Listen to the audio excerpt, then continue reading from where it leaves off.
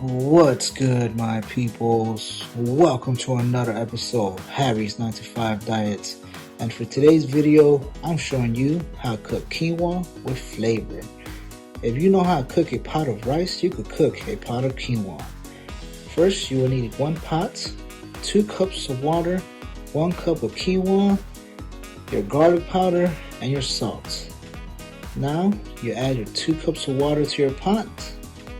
Add your 1 cup of quinoa and bring your temperature to high heat.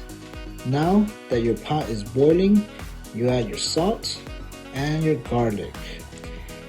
Give it a few stirs and make sure it spreads out evenly. Reduce your temperature to low heat. Put the lid back on and let your quinoa simmer for 15 minutes. Our 15 minutes is up, and this is how our quinoa looks like.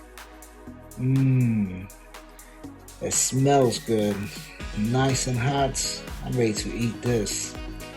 If you like this video, please hit that like button, give it a thumbs up, please subscribe to my channel, turn on that notification button, that way you're alerted when new videos come out.